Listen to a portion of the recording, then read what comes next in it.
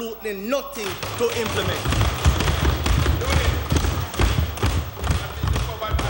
Mr. Speaker, I must use this opportunity to that is a cover drive. Mention our private sector partner, GrowTech, in partnering with the government of Jamaica to afford us the opportunity to continue to empower and provide access to our citizens. Mr. Speaker, we will also be rolling out public Wi-Fi in Emancipation Park. Mr. Speaker, this should come on stream in a matter of weeks. But perhaps, Mr. Speaker, the most exciting public Wi-Fi deployment is going to be seen as part of the continuing Smart City initiative in the New Kingston area. Mr. Speaker, it is our intention to establish the New Kingston area as the island's first smart city.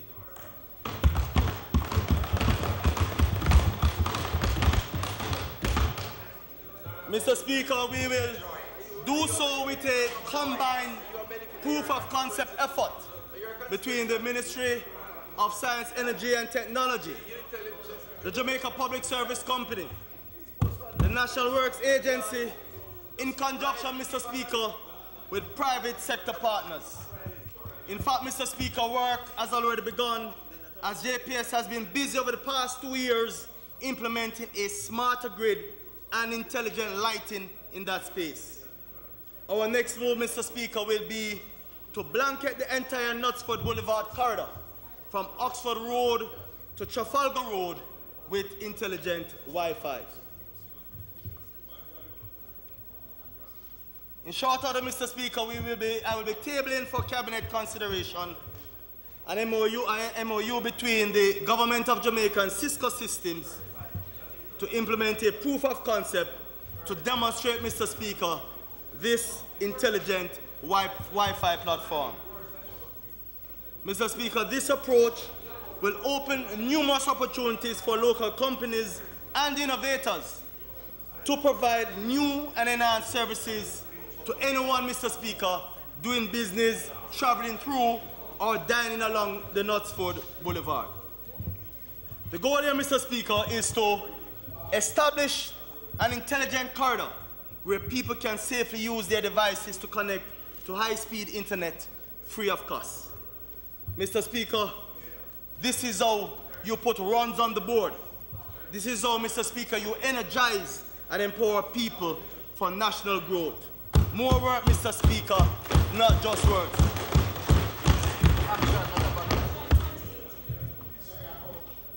You know, Mr. Speaker, the opposition members watching me score runs often try to set traps so I might get caught behind.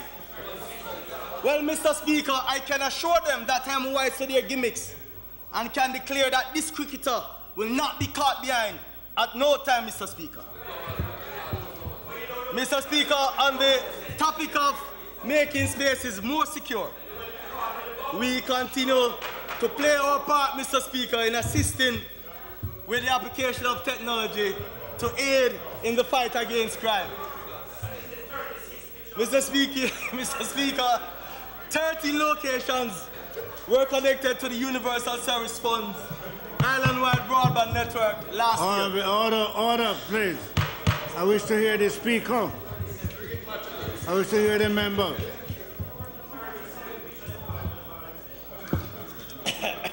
Mr. Speaker. Mr. Speaker, 30 locations were connected to the Universal Service Fund island-wide broadband network in 2017, Mr. Speaker. Included in these locations were the Fraud Squad, the St. Catherine Major Investigation Task Force, Transnational Crime and the Narcotics Division, Bureau of Special Investigation, the Major Organized Crime and Anti-Corruption Agency, the National Intelligence Bureau, Westmoreland Division HQ, and the Ocho Rios Police Station. Mr. Speaker, as we play our part in the fight against crime on the ground, we must also be acutely aware of the fight against crime in cyberspace. Mr. Speaker, cyber threats and cyber crimes have been escalating at an exponential rate globally. Jamaica is no different, Mr. Speaker. So much so that in 2016, it's reported that the country lost over US $100 million to cybercrime activity. In our context, Mr. Speaker, this is indeed a very large figure. We face many challenges in our fight against cybercrimes, Mr. Speaker. One of those, Mr. Speaker, is the ability to find and retain expertise in the field. For a country, Mr. Speaker, to be equipped to deal with the threats and associated issues with increased use of technology and the enablement, Mr. Speaker, of the development of a truly digital society, we must have qualified experts to protect our public and private sector assets. As such, Mr. Speaker, I'll be asking Cabinet next week for its approval of an MOU between the Government of Jamaica and Israel Aerospace Industries ELTA, which will see, Mr. Speaker, the creation of the region's first cyber academy.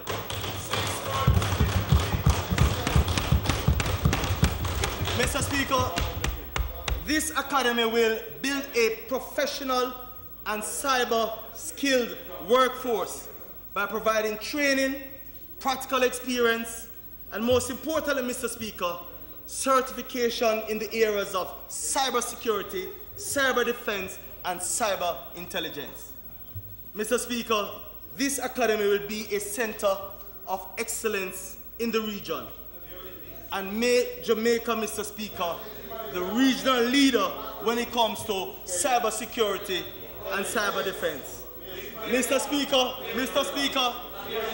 this is how you put runs on the board, Mr. Speaker. This is how you energize and empower our people for national growth. Again, Mr. Speaker, work, Mr. Speaker, not just words. Do not disturb the member. Mr. Speaker, there is still more that we are doing to energize and empower. And Mr. Speaker, this one is a 6 over long half. Mr. Speaker, December of last year, I announced a game-changing program, the Technology Advancement Program. Some persons refer to it as Top 1000, Mr. Speaker. Mr. Speaker, this program is training and employing, Mr. Speaker, 1,000 unattached youth aged 18 to 35 across the length and breadth of the island, Mr. Speaker. These young persons, Mr. Speaker, are being trained in the areas of ICT, digitization, and data collection. I must add here, Mr. Speaker, that the Universal Service Fund spearheads this initiative. Mr. Speaker, I'm very pleased to inform this Honourable House that in February of this year, the program was launched on schedule with its full complement of 1,000 young people, Mr. Speaker. In fact, Mr. Speaker, the program was oversubscribed.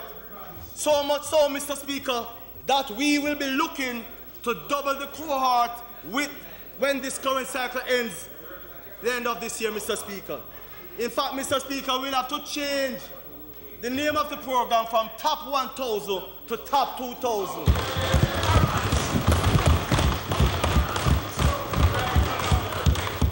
Mr. Speaker, this is how you put runs on the board, Mr. Speaker. This is how you energize and empower our people for national growth, Mr. Speaker. Work, Mr. Speaker, not just words. Mr. Speaker, every day I keep asking more. Allow me to tell. I know the member from South St. Andrew, Southwest St. Andrew, South St. Andrew will speak highly of this program because when he was given his initial allocation, he came back on more than one occasion for us to give him more spaces. So it is working. It is working.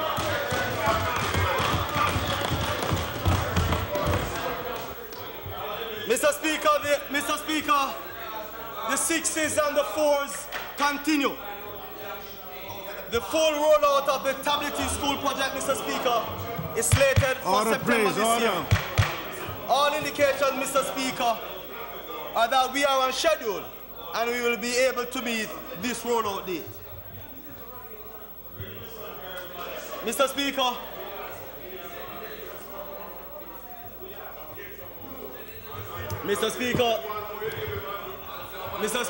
in the next couple of weeks, Mr. Speaker, we will be launching a groundbreaking pilot initiative, Mr. Speaker, that will enhance healthcare delivery across the island with technology at the core.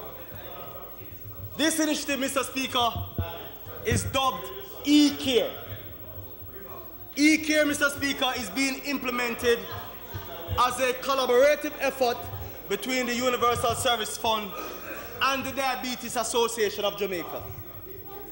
Mr. Speaker, I believe that e-care is a game changer, as it will revolutionize the way in which doctors and their patients collaborate to manage chronic diseases such as diabetes and hypertension.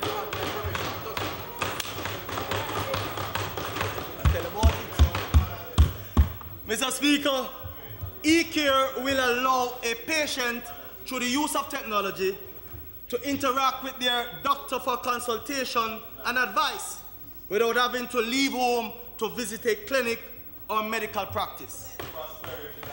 Mr. Speaker, e-care will facilitate video conferencing between doctor and patient, along with affording the medical professional the convenience of sending prescriptions to the patient's pharmacy of choice. Mr. Speaker, the e-care pilot will have a phased introduction at select health centers.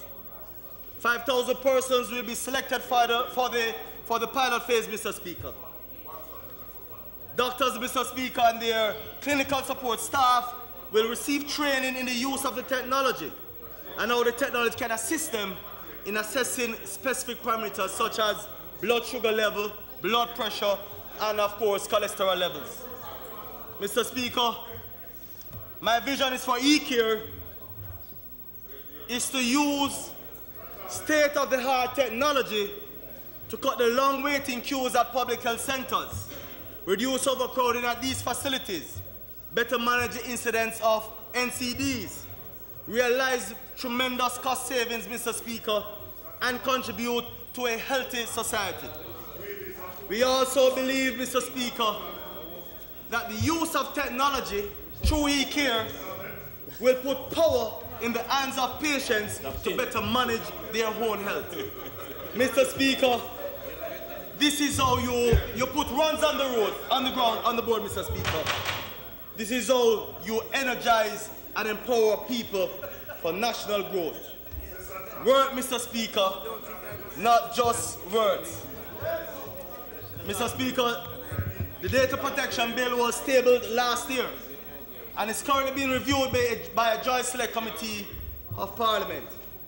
I must say, Mr. Speaker, that we are very pleased with the stakeholder participation thus far. We have received submissions from stakeholders in various quarters, as a matter of fact, Mr. Speaker, and I expect that this far-reaching piece of legislation will become law before the end of this year. Mr. Speaker, the new legislative focus this year, Mr. Speaker, will be the ICT Act. This Act, Mr. Speaker, will repeal the now 17-year-old Telecommunication Act with one that will establish a legislative environment more in tune, Mr. Speaker, with the realities of today's dynamic ICT landscape. Mr. Speaker, we continue on the transformation of ICT in government guided by the Blueprint Roadmap, and a number of firsts were delivered last fiscal year, Mr. Speaker. Mr. Speaker, one of the biggest complaints we have heard from our citizens and from the diaspora is that whenever you want to do any business with government online, it is just very difficult. Simply put, Mr. Speaker. Mr. Speaker, after 9 years of talking about it, we successfully launched gov.jm portal, gov.jm portal, Mr. Speaker. Excellent. Mr. Speaker, we have created a space, one place in space, Mr. Speaker, a portal that brings all of the services of government into one place. No longer, Mr. Speaker, will you have to remember the more than 200 websites of the government agencies, which provides, Mr. Speaker, all the services that one would require. Now, Mr. Speaker, you only need to remember one: www.gov.jm. Mr. Speaker, again I put it to you, Mr. Speaker. Again I put it to you, Mr. Speaker, this is how you put runs on the board. This is how you energize and empower our people for national growth. More work, Mr. Speaker, not just words. Mr. Speaker, the long overdue government implementation has started with MOUs in effect with the National Work Agency and the Ministry of Science, Energy and Technology. Mr. Speaker, the final designs for GovNet is in place. Successful testing of GovNet fiber links between MSET, OPM, the Ministry of Finance and the Public Service and eGov were completed just recently, Mr. Speaker. And in the next 2 weeks, for the first time, the government of Jamaica will have its own functional and secure network over which it will deliver services to citizens. We are working, Mr. Speaker. This is how you, as I said before, Mr. Speaker, this is how you put runs on the board. This is how you energize and empower the government and our people for national growth. Work, Mr. Speaker, not just words.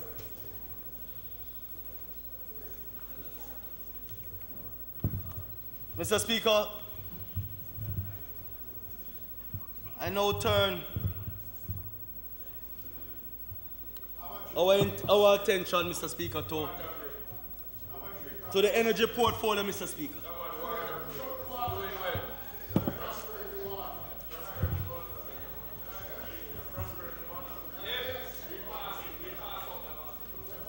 Mr. Speaker, the energy portfolio carries a unique responsibility in the enabling of economic growth and prosperity for all. Mr. Speaker, Jamaica must find a way to enhance the factors of production that will make the country competitive in the global economy. Mr. Speaker, we must continue to develop our own energy security. Our own energy security, Mr. Speaker, through diversification and the deployment of renewable solutions. Mr. Speaker, we are mindful of our vulnerability to shocks on the global oil market. And that is the very reason, Mr. Speaker, we are aggressively developing our national energy security, our energy independence, Mr. Speaker, through diversification. Mr. Speaker, the truth is that renewable energy presents itself as the most viable option for small island developing states such as Jamaica.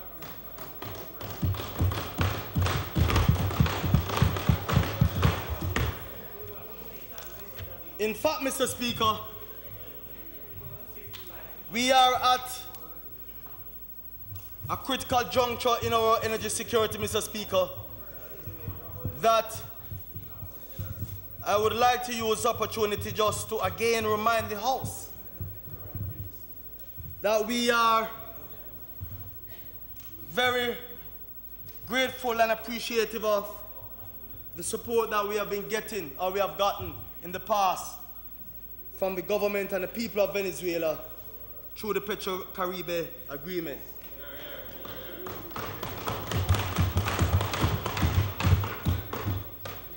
But, Mr. Speaker, I must remind this House that it is imperative for our own energy security as a country that we repurchase PDVSA's 49% stake in Petrojam. And as such, we have made an offer to the government of Venezuela to repurchase same. Mr. Speaker, we are still awaiting a response to that offer, Mr. Speaker. Mr. Speaker, next week we will also be launching through the Petroleum Corporation of Jamaica an internship program designed to serve as a catch-all for secondary school leavers, especially those from challenged environments. The aim, Mr. Speaker, is to give them an opportunity to make themselves marketable in a competitive job market. This outreach, Mr. Speaker, will cover tuition, room and board, transportation, and an individual stipend, Mr. Speaker, for each student. In all, Mr. Speaker, 750 young people between the ages of 18 to 35 will be trained in 3 batches of 250 at the University of Technology. Mr. Speaker, this government believes in inclusivity and opportunity. And so I invite each member of this House to nominate 10 of their constituents for this program. Mr. Speaker, participants will be placed in the university environment to build their confidence, proving to themselves, Mr. Speaker, proving to their families and communities that they are of worth, Mr. Speaker. Over a 3-week period, participants will be trained in the areas of engineering, business, hospitality and tourism management, renewable energy, entrepreneurism, robotics, and information technology. Mr. Speaker, our vision and our plan is for participants to ultimately transition to their communities to apply their newly acquired practical skills in gainful employment. At the same time, Mr. Speaker, Wigton Renewable Energy Laboratory continues to train members of the public in photovoltaics, solar terminal, wind and hydro energy, for which it is developing relevant accreditation. Mr. Speaker, I put it to you again. This is how you put runs on the board. This is how you energize and empower our people for national growth. Work, Mr. Speaker, not just words. Mr. Speaker. You hear that drones, man? Mr. Speaker. Mr. Speaker, the burning of kerosene and its use, Mr. Speaker, the burning of kerosene and its use in confined spaces is harmful to life and health. In fact, Mr. Speaker, medical research shows the burning of kerosene to be especially inimical to the development of the young human brain and cancer. Mr. Speaker, we must work as a government and as a parliament, Mr. Speaker, to ensure that there is no repeat of recent tragedies starring the kerosene lamp, where houses have been destroyed and the lives of our children lost. Every member of this House, Mr. Speaker, will agree with me when I say that our low-income Jamaican families deserve better. Mr. Speaker, the amount of money spent on a kerosene lamp and the fuel to burn it for 3 months costs more than the price of a solar home lantern.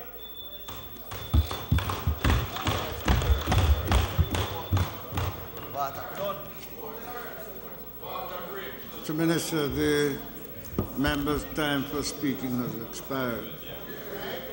You may wish to extend its time. Order, please, order. Mr. Speaker, the member is going so well that I'm tempted to ask that he continue until he finishes his presentation. However,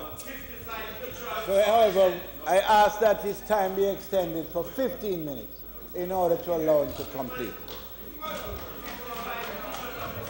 Those in favor? Those against? As of thank you very much, Mr. Speaker. Thank you very much, colleagues. Dr. Whitley, you have 15 minutes to complete your presentation. Mr. Speaker, the amount of money spent on a kerosene lamp and the fuel to burn it for 3 months costs more than the price of a solar home lantern, Mr. Speaker. The solar home lantern, which is, of course, charged by the good old sunshine, is one of the most efficient off-grid lights. Mr. Speaker, it is bright enough for reading, working, or lighting up a small space and can last for a number of years. Mr. Speaker, over 5,000 of these solar-powered lanterns are being distributed, Mr. Speaker, not being sold, being distributed free of cost throughout constituencies, Mr. Speaker, in the carpet area that have been most affected by domestic fires. Mr. Speaker, this is the first phase, Mr. Speaker, with more to come, especially for deep rural communities. Mr. Speaker, we will not stop there though. Through the Petroleum Corporation of Jamaica, we will execute an initiative, Mr. Speaker, to provide low-income off-grid communities with solar PV kits. Mr. Speaker, we will see the pilot project taking into consideration, Mr. Speaker, 45 households. But the overall project, Mr. Speaker, and the overall goal is to provide up to 2,000 households in these communities with renewable generated electricity. Mr. Speaker, this project will seek to develop a replicable model for the promotion of sustainable energy supplies within communities that have depended mainly on candles, kerosene lamps, or charcoal because it is not economically feasible to install conventional pole and line infrastructure. Mr. Speaker, I put it to you again. This is how you put runs on the board, Mr. Speaker. This is how you energize and empower our people for national growth. Work, Mr. Speaker, not just words. Mr. Speaker, during the fiscal year 2017-18, attention was focused on creating an environment that would facilitate the development and connection of renewable energy systems to the electric grid. To this end, Mr. Speaker, draft regulations for net billing were completed and an Energy License Administration Office was established and continued to issue net billing and auxiliary connection licenses. Today, Mr. Speaker, some 625 net billing licenses and 9 auxiliary connections have been made. Other tangible projects that were executed, Mr. Speaker, include the 8 Rivers Energy Company Limited, which is currently building out a 37-megawatt solar farm in Westmoreland, Mr. Speaker. This solar farm is expected to be completed in early 2019. But I must add, Mr. Speaker, that the price of the electricity is the lowest anywhere within the region, and not just making reference to the Caribbean, Mr. Speaker, but also Latin America. And in fact, even in the United States, the price at which this is coming in is so competitive at 8.54 US cents per kilowatt hour, Mr. Speaker. That is, though, the new benchmark.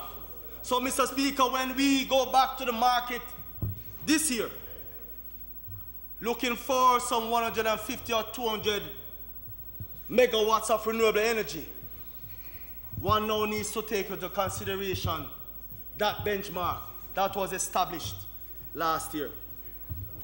Mr. Speaker, I just want to take a moment here to highlight that this project represents the first Jamaican female-led major renewable energy infrastructure development. And we are very pleased to see that the women are taking charge and they are providing the energy to drive real growth and prosperity. Mr. Speaker, this year we'll see the solarization of Jamaica House, an effort which will produce an annual energy yield of some 13,000 kilowatt hour, while significantly reducing the country's annual carbon emissions by some 15,000 kilograms. Mr. Speaker, the Energy Efficiency Conservation Program for government institutions now spans 43 entities with an investment of some $1.2 billion And today, Mr. Speaker, some savings of over 200 million Jamaican dollars. Mr. Speaker, the PCJ is implementing energy-efficient air conditioning retrofits at the Maypen Hospital, the Ministry of Education, and the Office of the Jamaica Cultural Development Commission, Mr. Speaker, to reduce electricity consumption by an average of 25%. An energy efficiency and energy conservation standards manual for the public sector, Mr. Speaker, was also developed and launched in 2017-2018. And we have had quite a number of sensitization sessions. Mr. Speaker, the PCJ and the Global Environmental Facility are jointly investing in energy efficiency and renewable interventions in 6 local hospitals at a cost of some US $2.1 million, Mr. Speaker. The benefiting institutions are the Maypen Hospital, the Black River Hospital, Savannah Lamar Public Hospital, Sir John Golden Rehabilitation Center, the National Chest Hospital, and the Bellevue Hospital, Mr. Speaker.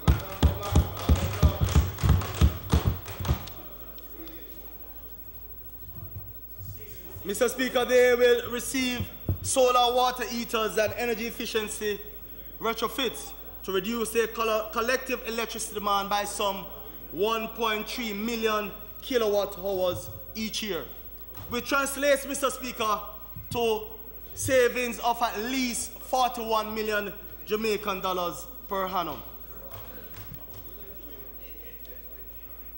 Mr. Speaker, for 2018-19, we will continue energy efficiency interventions in the public sector, including the Post and Telecommunications Department.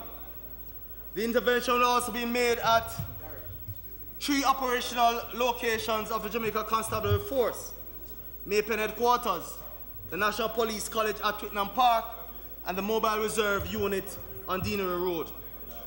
Mr. Speaker, a total of US $25 million will be invested to generate annual savings of some 24,000 megawatt hours. Mr. Speaker, through the National Energy Solution, 25 kilometers of pole line extensions were completed in 11 parishes, impacting the lives of some 2,125 persons in these communities. Mr. Speaker, 13 communities also received electricity. Communities such as Lethe, Catherine Mount, Red Ground, Palm Street, Rose Heights, Riverside, Crooked River, Anchovy, Mountainside, Parkley, Topridge Pen, Charlottenburg, Shooters, Mount Vernon, and Aleppo, Winchester, Mr. Speaker. Mr. Speaker, this is how your put runs on the board, Mr. Speaker. This is how you energize and empower people for national growth. Work, Mr. Speaker, not just words. Mr. Speaker, during 2017-18, an integrated resource plan was crafted to drive the development of the electricity sector. Mr. Speaker, earlier I made mention of creating or developing our energy security, attaining real independence, Mr. Speaker. And I'm sure that every member here appreciates the fact that energy is critical for growth and prosperity. Mr. Speaker, when this government, Mr. Speaker, created with the support of the opposition in 2009, the National Energy Policy, which is our roadmap for the development of the electricity sector, or the energy sector on our own, Mr. Speaker, we made a commitment to diversify our energy matrix. We also made a commitment, Mr. Speaker, that no fuel source should contribute more than 42% to our energy mix. We also made a commitment, Mr. Speaker, that by 2030, that 20% of our electricity should be coming from renewable sources. Mr. Speaker, we are at a point where, based on the rate at which we have been implementing renewables into our energy mix, that we are nearing 18% of our electricity coming from renewable sources, and we have not even reached 2020. This government, Mr. Speaker, upped that target to 30%. We develop our 1330 policy, where 30% of our electricity should be coming from renewable sources by 2030, Mr. Speaker. But, Mr. Speaker, I just want to give colleagues here an insight to the integrated resource plan, Mr. Speaker. Based on the preliminary data, we are seeing, Mr. Speaker, where we can up that target in short order as part of developing that independence, Mr. Speaker, that real independence when it comes to energy security to somewhere near 50%. Of course, Mr. Speaker, there are other factors that one must consider. But we believe that once we have that integrated resource plan, and once we commit to ourselves as a parliament and as a government, that we will be able to attain true, real independence through energy security, Mr. Speaker. Mr. Speaker, attention now turns to the construction of the 190 megawatt LNG power plant in Old Harbour. That plant, Mr. Speaker, which represents a US $330 million investment, should become operational by June 2019. Plans for similar LNG power plant construction at the Jamaica bauxite plant are also on track, which should contribute some 94 megawatts to the grid. Mr. Speaker, I want us to take note that this plant is currently employing close to 700 people. And I must add here, Mr. Speaker, that the cost for the building out of this plant was largely underwritten by a consortium of local banks. What this is saying, Mr. Speaker, is that the private sector believes in the direction in which the economy is going, Mr. Speaker.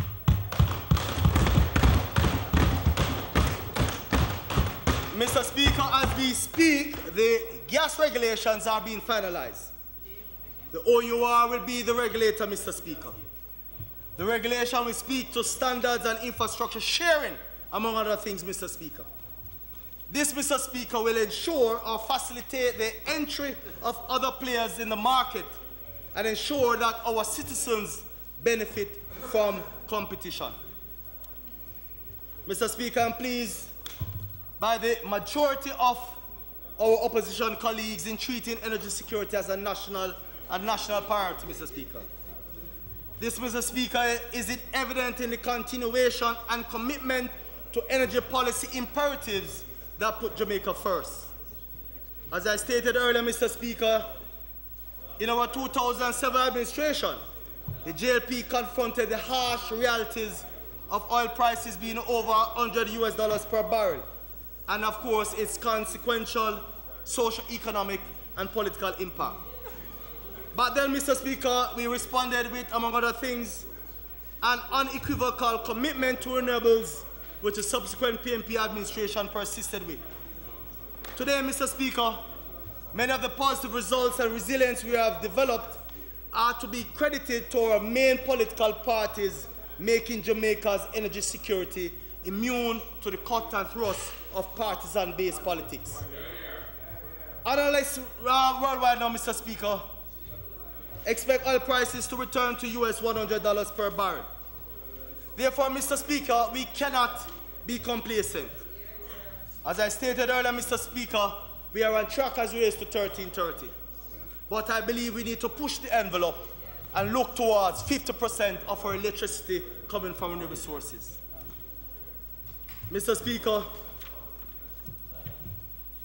time is of the essence. So in closing, Mr. Speaker, I wish to declare that the government of which I'm a proud member continues to work diligently to find solutions to the problems faced by our people. Sometimes, Mr. Speaker, the solution is a long-term pursuit, such as the seismological work being done offshore to find oil and gas. Some who may not yet appreciate the value of scientific research, Mr. Speaker, in today's world, may think it's not sexy enough now. But if the work results in us finding the black gold, then Jamaica's energy future and its economic prospects could be secure. The solution, Mr. Speaker, could be a medium-term pursuit such as the Technology Advancement Program, tapping, Mr. Speaker, into the capacity of our youngsters to facilitate his or her own training, his or her own development, and watching, Mr. Speaker, that youth create a job for themselves and others. Mr. Speaker, sometimes the solution is as simple as providing a solar lantern to a mother of three, so that if she's outside one night at her little snack stall, fighting her sleep, Mr. Speaker, so she can sell another bull or juice to make up the children's lunch money, one of those children won't accidentally knock over a kerosene lamp and set the little house on fire. Mr. Speaker, batting on this wicket role by the opposition has not been easy. The bowling has been hostile at times, Mr. Speaker, and there are certain bumpy spots on the pitch which make some deliveries do strange things, Mr. Speaker. Sometimes my friends on that side betray their zest to return to the government side by employing unfair and sometimes ungentlemanly means to get us out at bat, even fleeing at us, Mr. Speaker, instead of bowling. But we are not going to go ball into the umpire, Mr. Speaker, and we certainly won't go to the court. We won't do those things, Mr. Speaker, because in the words of the 1992 hit song done by Super Cat and Everyday, Mr. Speaker, them no worry we.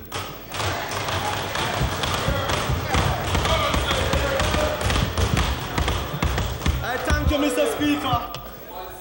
May the Almighty continue to bless you, this honorable house, and Jamaica land we love.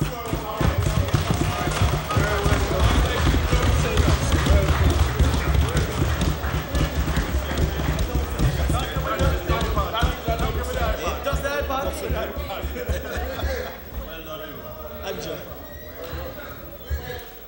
You know, Mr. Speaker, it is undeniably one of our finest presentations so far. And sometimes when one is riding, you might even order, please. Order. A couple of seconds over the limit. But well done, the House is still in session. Now, Mr. Speaker, I invite Honorable Darrell Vaz to make his presentation.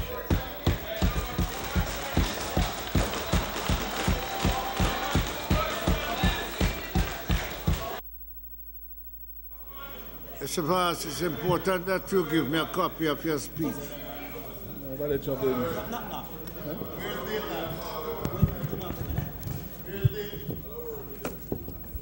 Mr. Speaker, permission to speak from a seat other than my own.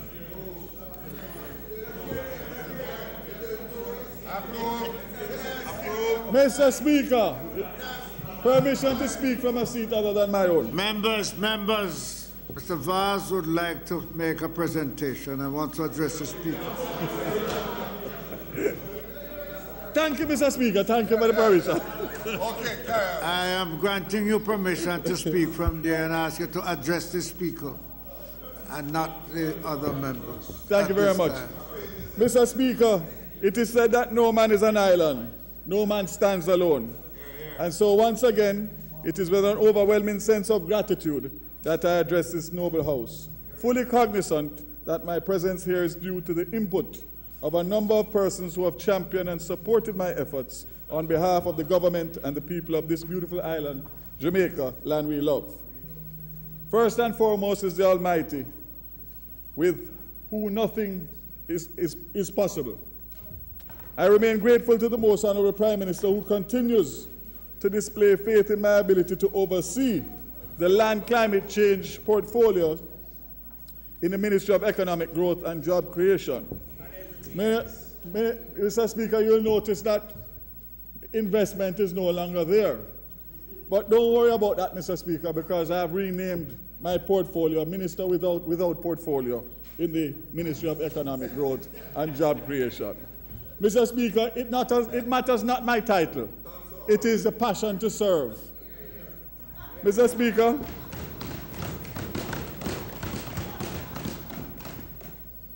my family, my father, Douglas Vaz, who is here today, about to celebrate his 81st birthday next week. My mother, Sonia, who is unavoidably absent, my wife and my rock, Anne-Marie, soon to be my neighbor and member of parliament in East Portland.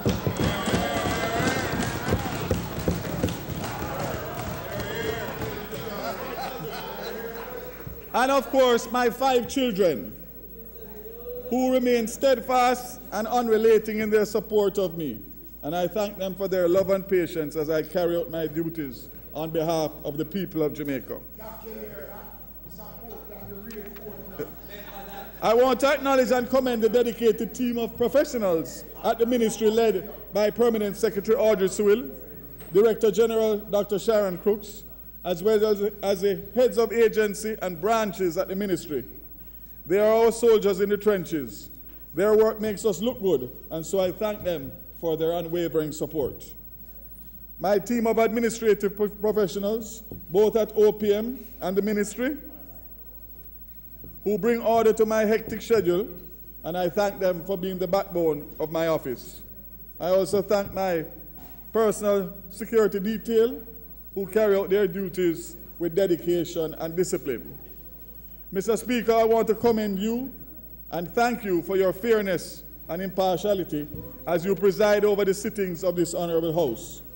That's despite, Mr. Speaker, the rowdy behavior of some of my colleagues at times. I also want to acknowledge my colleagues on both sides of the divide, as I agree that we may not always see eye to eye, but what we do is far greater for the greater good than ourselves. And so tempers may flare from time to time, but respect is always due. And Mr. Speaker, just to straighten out a misunderstanding or a misreporting, I didn't invite anybody outside to fight. I invited my colleague outside to cool him off and give him a drink because he was in the heat of passion. And Mr. Speaker, for those of you who know me, you know that I'm a lover, not a fighter.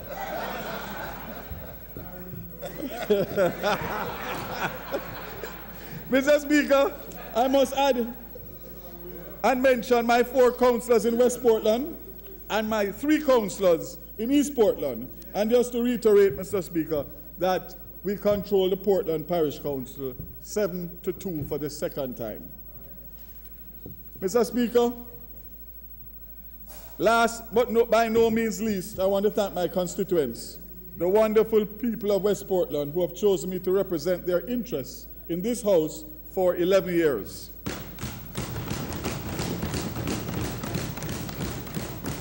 I'm humbled by their support and vow to continue to represent them to the best of my ability as we work together to make Portland a model of social and economic growth and development. Mr. Speaker, before I move on, while I'm on that note, I just want to put on record my support for the Constituency Development Fund.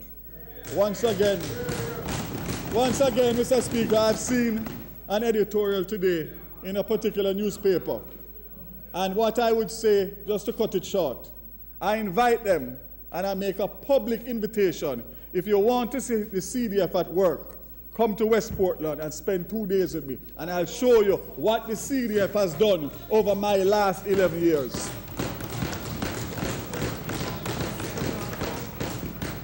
Mr. Speaker, I will start my presentation not in the usual way of highlighting the achievements in my constituency, which are too numerous to list, but rather to speak to the overall parish of Portland and the vision and holistic plan that this Andrew Holness-led government has. The plan to upgrade and uplift Portland to create job opportunities is a priority. Mr. Speaker, we speak about air, sea, and transport access to the parish of Portland. And as my colleague would usually say, multimodal. But without that, Mr. Speaker, you are not going to get the growth and job opportunities. So, Mr. Speaker, just to mention that the South Coast Highway Improvement Project is on track. I want to make that very, very clear. And the local aspect of it, which is the Yallas to Port Antonio Bridge, Yallas Bridge to Port Antonio, has already been broken down into 15 sections at a total cost of about $86 million US.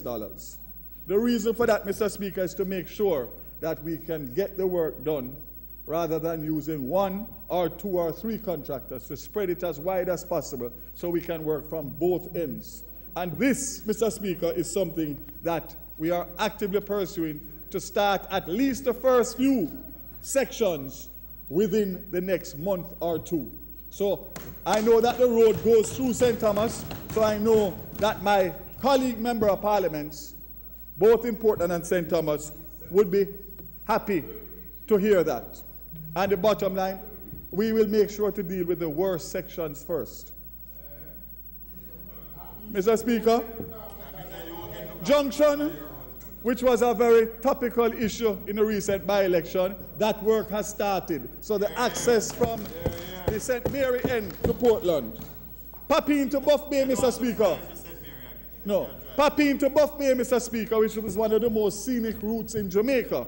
That road is much improved, and just to say that there is still some more to do to make sure that the both ends, coming from Buff Bay and coming from Papine, meet in the middle, and that thoroughfare will be there for not only us locals who use it, but to enhance the tourism product in the hills of St. Andrew and Portland.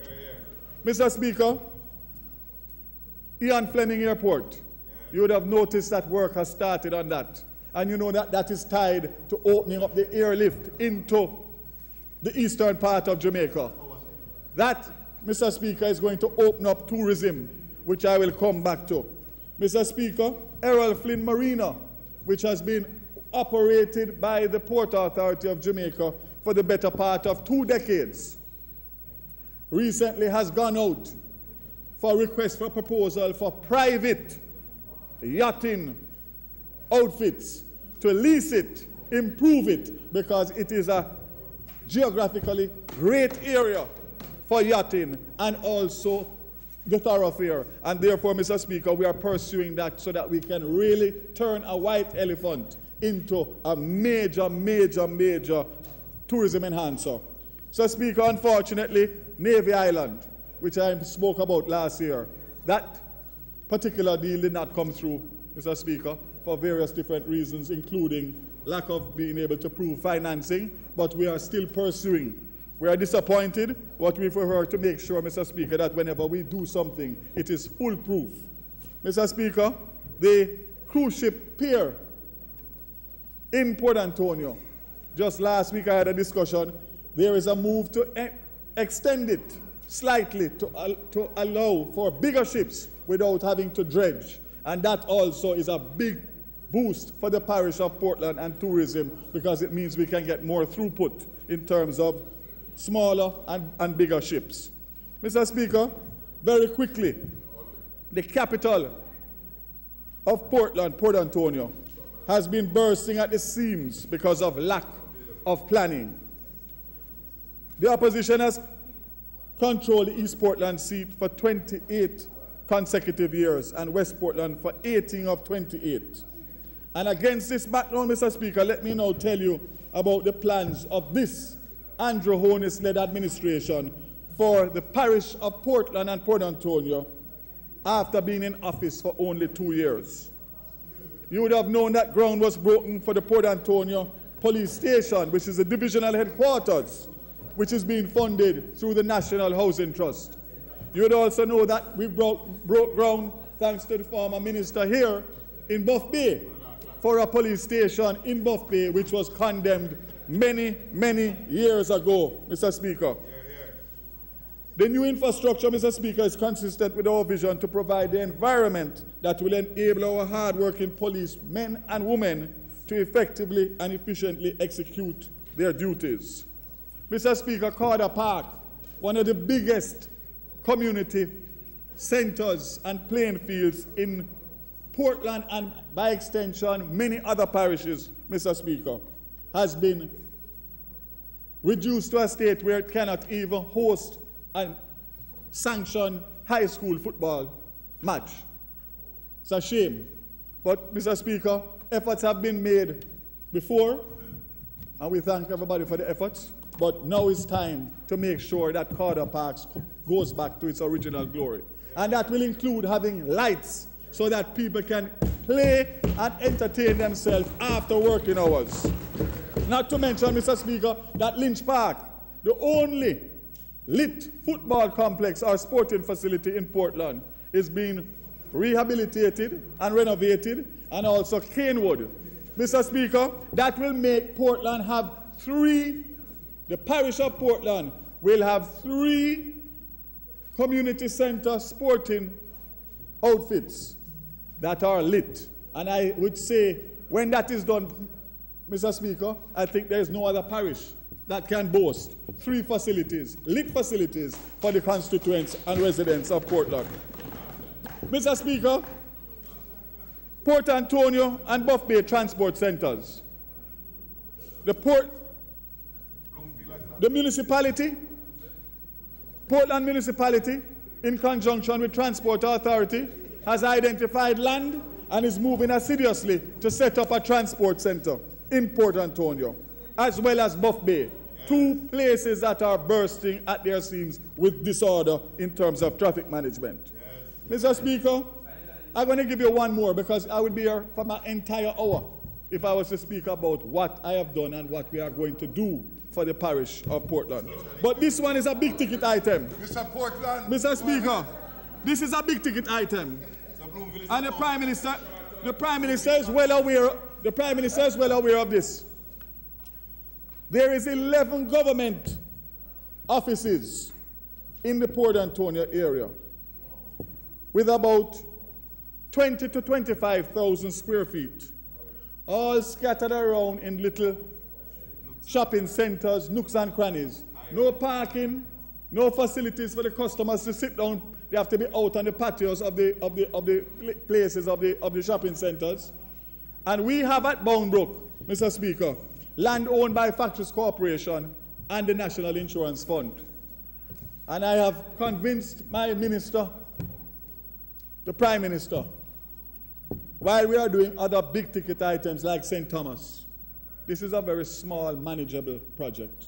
Let us move all the government entities on one compound with proper parking, proper sanitation, proper everything. Get private sector, Mr. Speaker, to come in to offer the services, food and other things, and get some employment through BPO and call centers in one complex. And Mr. Speaker, I'm glad to announce that that is far advanced, and I should be in a position to make an announcement within the next couple of months, and that will be a game changer. Mr. Speaker, until I see the contract signed, I will not go ahead of myself like others have done in the past. There's a difference between a vision and implementation. Mr. Speaker, I will leave the Minister of Local Government, who is speaking tomorrow, to speak to the new municipal building and also the male wing of the Portland Infirmary. Mr. Speaker, last but not least, before I get into the ministerial responsibilities, Mr. Speaker, agriculture and tourism has been the mainstay of Portland. And until we get a major investment in tourism, we're not going to start to head towards the promised land. So, Mr. Speaker, I want to indicate once again that I have had discussions with Sandals, and Dragon Bay is in the concept stage, soon to be completed, and a commitment has been made for groundbreaking between the end of the last quarter of this year and the first quarter of next year. 800 jobs in construction and 500 permanent jobs in operation, not to mention the spin-offs that will come with it through agriculture, tourism, transfers, the whole 9 yards, Mr. Speaker. So that's a big ticket item. But more importantly, Mr. Speaker, with the BPO sector booming all over Jamaica, Portland has been left out. And I have had discussions just last week with one BPO operator who employs 5,000 to 6,000 people in Jamaica as we speak. And I have assured him that we have the infrastructure in Portland to support the BPO sector. And Mr. Speaker, all I have asked for is to him to carve out 500 jobs. And once he says that the infrastructure is sufficient, that I will make sure to work with him and other investors to make sure we have the building to facilitate and house it, and to be able to employ the people who are yearning for opportunity in Portland, specifically the school leavers. Mr. Speaker, outside of that, we have another local company who is going to set up a call center to employ 50. The numbers sound small in the big scheme of things, but for Portland, those are humongous numbers that have not seen any near such employment in many, many moons. Mr. Speaker, agriculture. I have recently, Mr. Speaker, cut up a 130-acre property that was previously leased to one person, and cut it up and leased 75 farmers parcels of land within that 130. The ministers are here who actually went there with me. But more than that, Mr. Speaker, there's a property named Dali up in the Mount Pleasant area. 560 acres of prime agricultural land that has been sitting there for many, many years. That land, Mr. Speaker, is now being leased to Case, who is going to sublet and help the small farmers. And between what Case wants for their own agricultural program and what the small farmers will get, we'll probably get about 150 to 200 small farmers who are going to be able to employ people to help grow and reap produce. And I recommend it, Mr. Speaker, to every other constituency, because there is a lot of idle land all over Jamaica that people are anxious to get. So, Mr. Speaker, this Andrew Holness-led government is putting Portland back on the forefront to remove the stigma as a forgotten parish. Mr. Speaker, I think you will agree that I've outlined a holistic vision through public-private partnership to finally move Portland from poverty to prosperity. Mr. Speaker, growth with jobs is the primary aim of this administration. The preliminary projections for growth for 2017-18 is 0.9%. The Planning Institute of Jamaica is currently in the process of collecting information and data for the last quarter of 2017-2018 fiscal year, January through March, and this could lead to a revision of the PIOJ's growth projection for the period. However, Mr. Speaker, the PIOJ is projecting real growth of 2.5% for the 2018-19 fiscal year. This figure is based on several factors. For 2019-20 fiscal year, the PIOJ is projecting economic growth of 3% as against 5 and 4, reflecting growth in all industries with the exception of producers of government services due to the fiscal consolidation program being pursued by the government of Jamaica.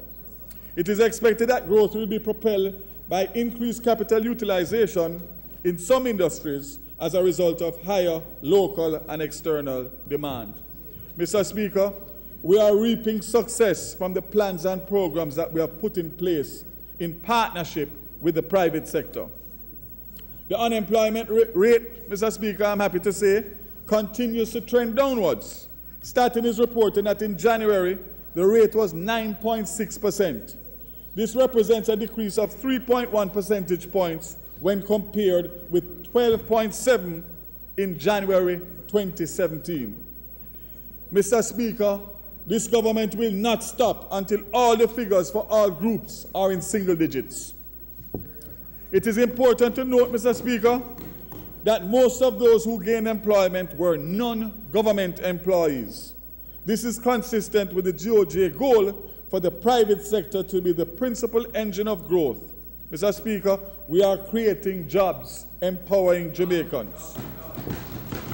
Mr. Speaker, one of the driving forces behind the lowered unemployment rate is outsourcing, which the government has identified as a key pillar of the country's economic growth and job creation strategy.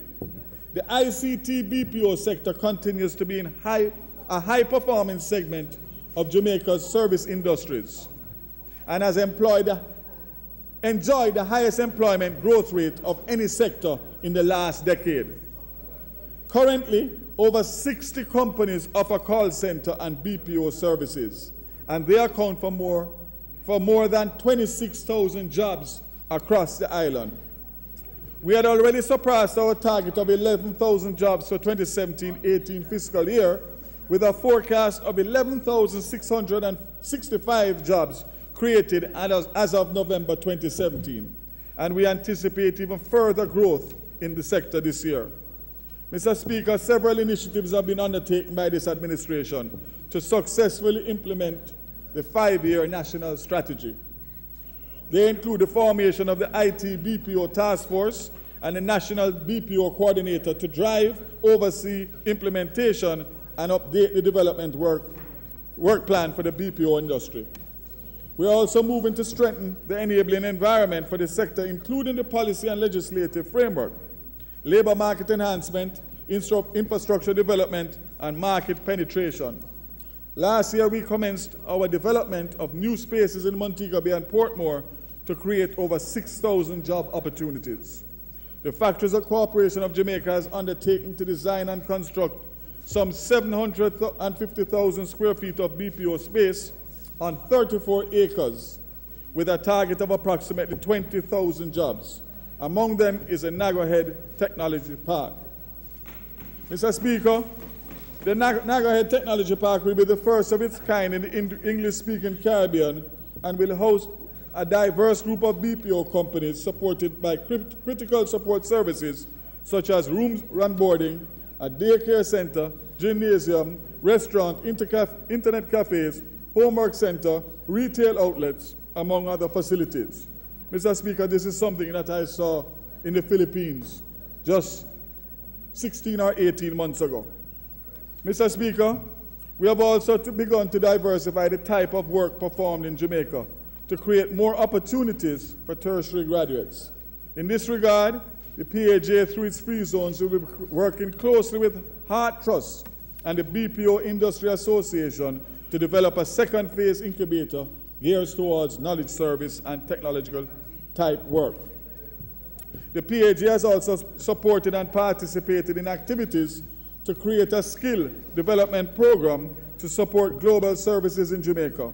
This will be funded by the Inter-American Development Bank and will see the implementation of a finishing school, among other things, to improve the employability gaps in the BPO.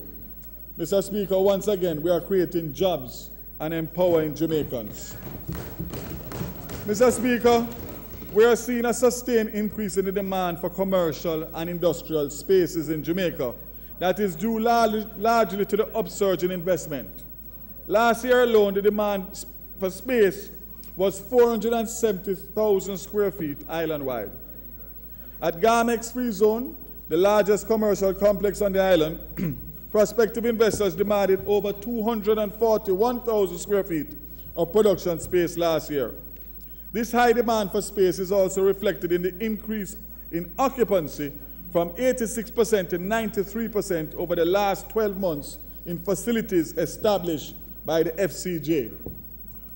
Mr. Speaker, the government has mandated the board of the FCJ to focus on the implementation of 3 enterprise projects, which will see the construction of over 1.5 million square feet of space over the next 3 to 5 years, dedicated to agro-processing, business processing outsourcing, manufacturing, and warehousing. 30% of this space will be dedicated to the small and medium-sized enterprises. The multidimensional focus of the undertaking is noteworthy. Mr. Speaker, a comprehensive feasibility study for the Cayman Special Economic Zone will be completed in July. The study considers the best uses and development phasing of 1,200 acres in the Cayman Special Economic Zone site in a manner that is financially feasible for a private development, PPP, or other arrangements. The flagship zone will operate under the Jamaica SEZ and PPP policies. Mr. Speaker, the strategic objective of the Development Assistance Center is to strengthen the development approval process through pre-application consultations and facilitations. As such, the main purpose of the DAC is to assist developers of large projects to adequately prepare their projects to achieve approval within the Government of Jamaica's 90-day process target after formal application. Mr. Speaker, NEPA for the 5-year period has been able to achieve a 76% for those applications that are processed within the stipulated timeline of 90 days. It is noteworthy that approximately 80% of development proposals processed by DAC for which applications have been made were determined within 90 days since its implementation. Mr. Speaker, the overall objective of the project is to strengthen the business environment in Jamaica for the private sector investment by promoting broad-based private sector-led growth, improving the investment climate, modernizing infrastructure and logistics, enhancing entrepreneurship and competitive industries. One of the initiatives under the project is achieving improvements by the development application and review process. By expanding the shared use of the Amanda software platform hosted at NEPA within the Ministry of Local Government and Community Development, municipal corporations, and referral agencies. 2, implementing an enhanced Amanda public portal. The pilot phase, which involves NEPA and select municipal corporations, is scheduled for launch in the first quarter of 2018-2019 fiscal year. This system will allow for online submission of development applications. Mr. Speaker, I now turn to the micro, small, and medium enterprise sector.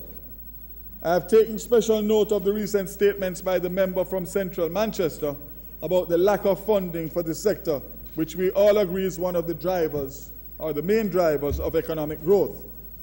I am happy to state that as of March 31st this year, the DBJ supported $6.6 billion in loan approvals, with 5,000 potential new jobs to be created from the financing provided to MSMEs. The DBJ exceeded the $26 billion investment target by $6.9 billion at the end of March 2018. Mr. Speaker, of the $32.9 billion investment, DBJ financing accounted for $11.4 billion. Capacity development and venture capital, $4.1 billion, and PPP and privatization accounted for $17.4 billion. Mr. Speaker, in addition, the bank provided support to 252 new businesses and impacted 913 MSMEs through capacity development initiatives. During the 2018-19 financial year, the DBJ will target support of over $27 billion in investments and over $8 billion in loan approvals. It will provide support to 220 new businesses and impact 940 MSMEs through capacity development initiatives. 5,500 new jobs are being targeted from these initiatives. Mr. Speaker, once again, we are creating jobs and empowering Jamaicans. Mr. Speaker, there is also positive news from the National Export-Import Bank of Jamaica, which has surpassed the $6.31 billion it had set for disbursements in the 2017-2018 financial year, with actual disbursements as of March 2018 standing at $6.53 billion. Mr. Speaker, in collaboration with the Tourism Enhancement Fund, the Exim Bank's Small and Medium Tourism Enterprise Loan Program has an overall $1 billion earmarked for disbursement in tranches. Of the $650 million received so far, there has been an almost similar amount of completed loan applications, totaling $649.50 million, with $347 million already dispersed. Mr. Speaker, the Exim Bank is expanding the program based on the strategic arrangement that Jamaica has with Cuba and has availed line of credit facilities in the amount of 10 million Canadian dollars to finance the export of Jamaican manufactured goods to Cuba. Mr. Speaker, 20 companies, chiefly in manufacturing, that participated in the Cuba Market Development Consultation hosted by Exim and JAMPO recently are well on their way to finalizing negotiations for increased exports to Cuba. This should positively impact the balance of payments. So, Mr. Speaker, you see that I leave my two new ministers, Minister Shaw and Minister Samuda, in good stead in terms of the agencies that they have now taken over recently. But we continue to work as a team. Mr. Speaker, as part of a major thrust to spur growth in the economy, the Jamaica Special Economic Zone Authority will be utilizing a holistic approach whereby manufacturers and service providers within the zones will be encouraged to build supply arrangement with domestic suppliers.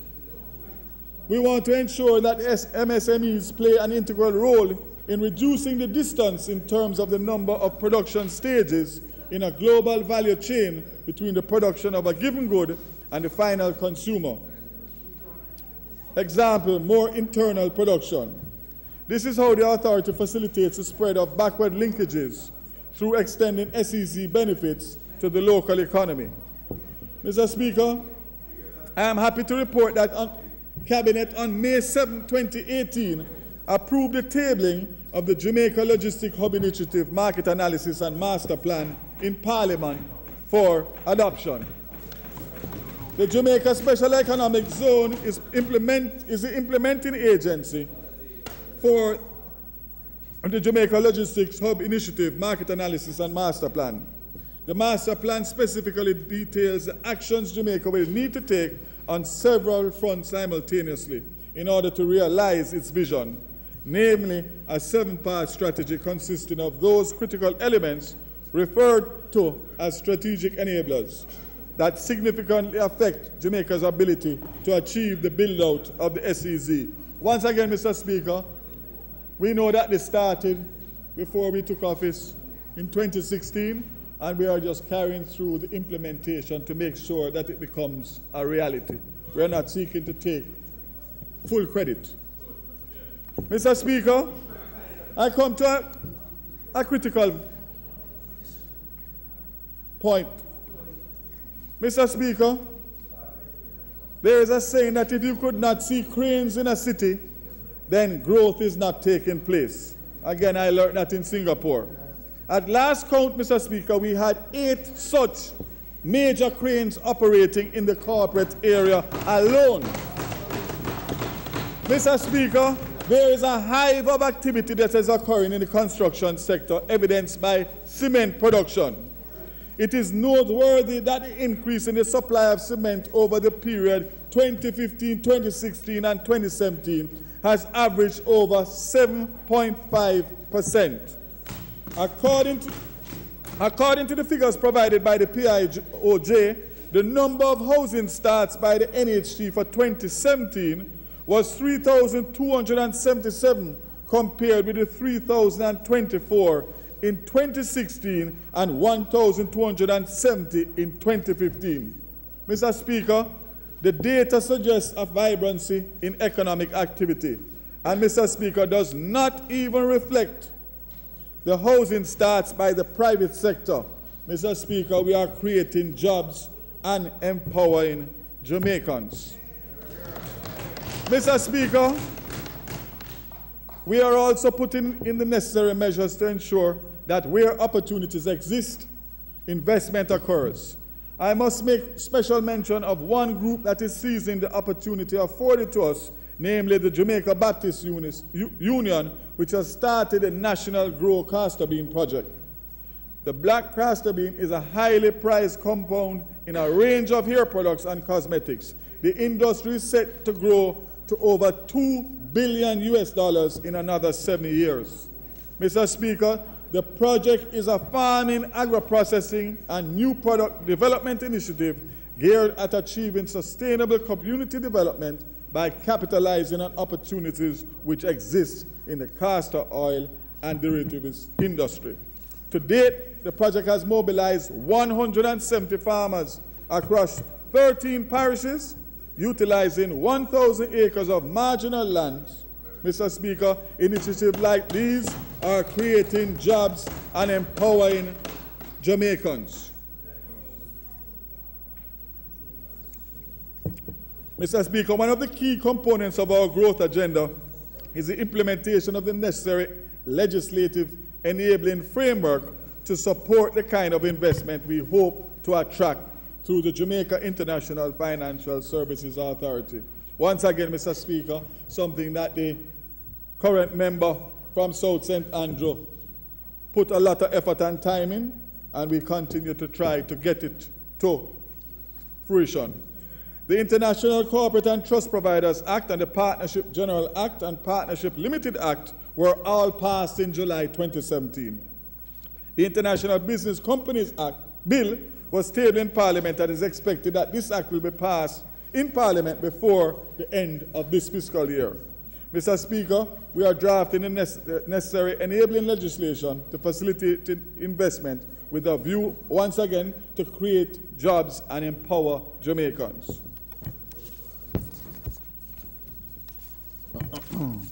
Mr. Speaker, land remains an integral factor in the pursuit of economic growth and social development, as key sectors rely heavily on land and its utilization. The Cabinet had approved the merger of LAMP into NLA with a clear and decisive objective of improving land titling in the country. Mr. Speaker, I want to state for the record that the NLA-LAMP merger followed extensive consultations with all stakeholders, including the opposition and the legal fraternity. We cannot, Mr. Speaker, successfully fix this problem by using the same approach that has been tried and failed for the past 40 years. Mr. Speaker, we have to adopt new approaches to make the process easier by reducing the number of steps and at the same time making it more affordable to obtain a land title. Mr. Speaker, we plan to achieve this by adopting a simple, transparent, and participatory community-based approach to adjudication in order to establish land ownership. The type of approach has been used successfully in various countries worldwide to carry out rapid land titling and as a way to reduce the cost and time for the formalizing land ownership. Mr. Speaker, we currently have 16 LAMP adjudication committees across the parishes, and they will come under the new framework, thereby making them more effective in performing their duties to resolve the ownership and facilitating the issuing of more titles. This will be supported with the use of modern digital and mapping technology to make the process as efficient as possible.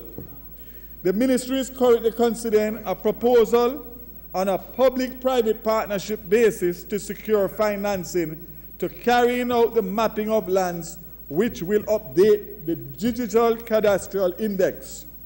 The program will be geared towards the formalization of various settlements island-wide, community by community, and it will include government land settlements as well as many other settlements all over the country. Mr. Speaker, this community-based approach represents a fundamental shift to create greater efficiencies. Mr. Speaker, the Most Honorable Prime Minister in his recent budget presentation spoke to the new systemic titling program, which is expected to produce 20,000 titles over 3 years. This target is conservative and not optimistic. The process involves extensive consultation period with persons in the private and public sectors, which culminated in a report being prepared in September 2017 to guide the process. Mr. Speaker, there are approximately 300,000 parcels of unregistered land in Jamaica, which represents 40% of the total number of parcels of land. Can you believe that in 2018? The government has stated that one of its goals is to increase the scope and pace of land titling efforts and promote measures to strengthen the use of land tenure rights as collateral. There will be a paradigm shift under the new regime. We will operate not only a voluntary system, but we will also add a systemic land titling process. In the systemic process, we will declare an adjudication area where we will map and adjudicate ownership of all parcels within the specified area. We will be in the community and will work along with the community and the adjudication committees in the parish. The pilot for the systemic land title will commence in St. Elizabeth and Portland, respectively, as those two parishes have the lowest percentage of properties with titles. So it is not done on a political, it is done on an evidence-based method. During this fiscal year, we'll be preparing the groundwork. Policy and legislative changes are to be made to facilitate the systemic process, including strengthening the adjudication process, reducing registration fees under the registration of titles, cadastral mapping, and tenure clarifications, Special Provision Act for parcels of land valued below $2 million. Mr. Speaker, I repeat, below $2 million Jamaican dollars. And we will restructure the National Land Agency to take on these additional duties. Additionally, Mr. Speaker, we'll be conducting a broad public education campaign to highlight the benefits of having a land title. And we want to encourage persons to use the resources available to them under the Special Provisions Act to obtain their titles. Mr. Speaker, it is projected that within the next 3 years, all original titles will be converted to an electronic format. Let me repeat that, Mr. Speaker. I don't think the member over here heard. It is projected that within the next 3 years, all original title documents will be converted to electronic format. Mr. Speaker, in order to maximize land usage consistent with achieving faster economic growth, I'm in the process of gathering information which can guide us in this matter, which synchronizes with what the member from Northwest Manchester is doing. The information, Mr. Speaker, includes an audit of all lands in the possession of the land agency and the level of usage of the land. The status of large parcels of land that have been leased or sold and their utilization. The issue of recovering government lands leased and not utilized. Mr. Speaker, if you do not use it, you are going to lose it. Mr. Speaker, we are looking at how lands not utilized can be recovered without the government Jamaica going to court. Yes. Mr. Speaker, I ask that my time be expended for 1 hour. Oh, sorry. Mr. Semuda, the member time has expired. Mr. Speaker, I ask that the member's time be extended for 15 minutes to enable him to complete his presentation. Those in favor? Aye. Those against?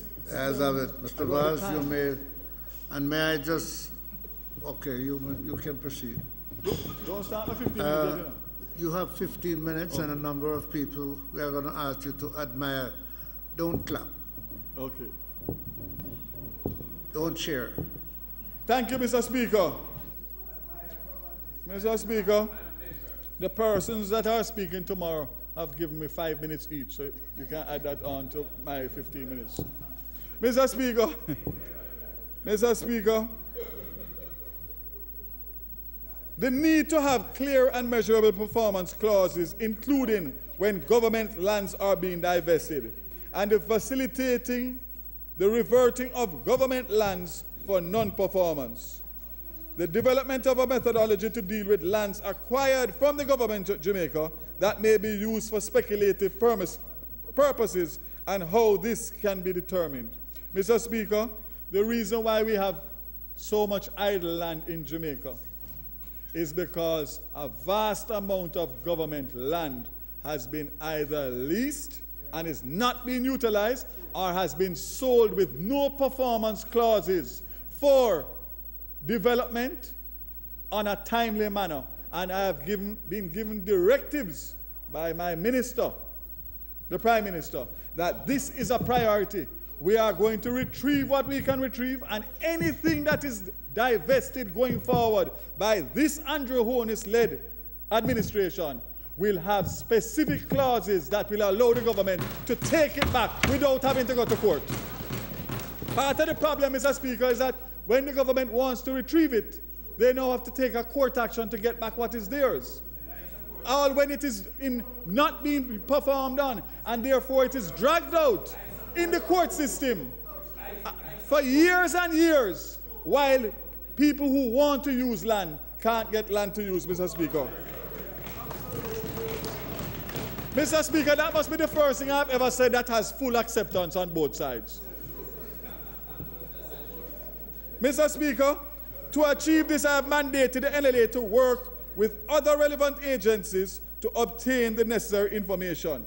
And whereas the NLA is only one arm of government that has land, I am encouraging the other ministers that have large land banks within their portfolios to institute the same measures until such time as we can amend the government divestment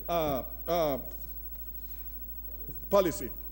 Mr. Speaker, I note that the opposition leader has appointed a land commission to advise him on land titling. I'm not quite sure what that will achieve, as the opposition has had the last 22 of 27 years to address this matter of land titling, and yet still we find ourselves in this situation way behind. The issue of land titling is too important to this government's growth agenda to be politicized. I have therefore given instructions as part of the terms of reference of the merger of LAMP and LLA and the opposition that the opposition name a representative to be part of the wide consultations which will be held with all stakeholder groups in order to come up with a holistic policy which will be accepted and implemented by all. The approach, Mr. Speaker, is inclusive rather than going the route of committees and commissions, which we all know has not taken us very far over the years on our attempts to grow Jamaica. Mr. Speaker,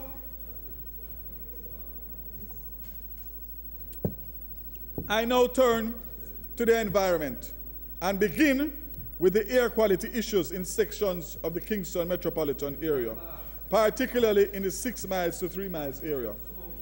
The issue is very current, given the recent burning of tires in the Riverton area. Mr. Speaker, a study conducted by NEPA returned empirical evidence that the poor air quality along the corridor is due to a combination of motor vehicle emissions, emissions from industrial facilities, illegal open burning, and occasional fires on the site, Riverton City Disposal Site. The recently completed 27th Annual Air Quality Report produced by NEPA shows that this area is of high risk in terms of air quality. Come, you want to hear what's going to happen? You want to hear what's going to happen? Okay, you have to be quiet. In response to the continual occurrences which threaten the health of the public, a source emission reduction strategy and plan of action was prepared in consultation with key government agencies and other stakeholders in being implemented. The plan targets, Mr. Speaker, I want everybody's attention. The plan targets the closure of illegal sites and the removal of solid waste, including tires, community sensitization and awareness building strategies to address minor sources of air pollution, deployment of additional air quality monitors, and the development of a national program for the environmentally sound management of used tires.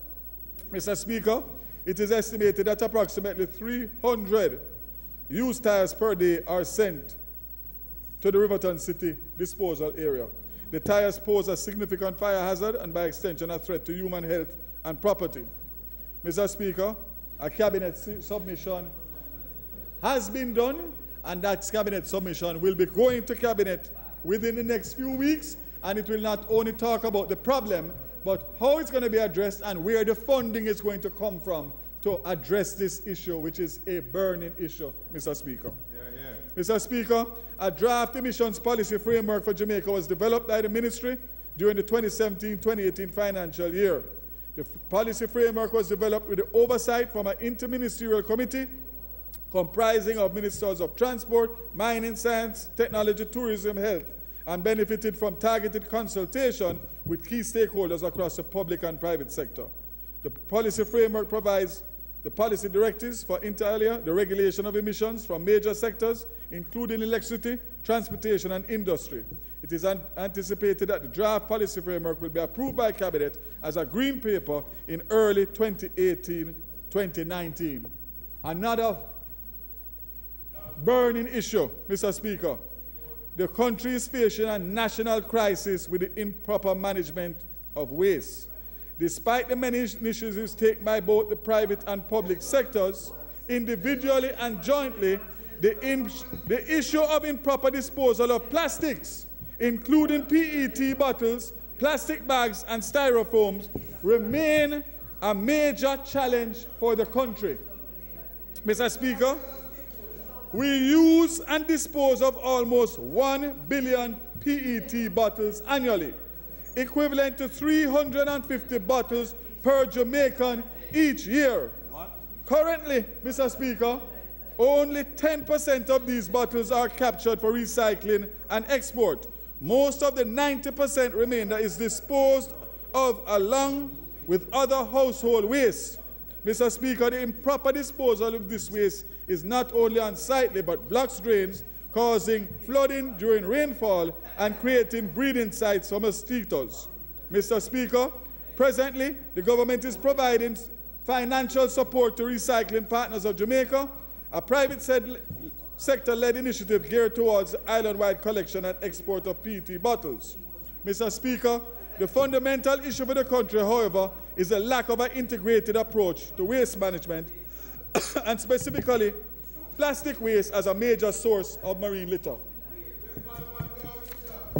Mr. Speaker, I note Capri's research finding that a deposit refund scheme has the potential to be successful in reducing the prevalence of PET bottles in Jamaica's waste stream and the environment, as it provides a financial incentive for consumers to return PET bottles, allowing for more centralized management and processing of PET for export and recycling.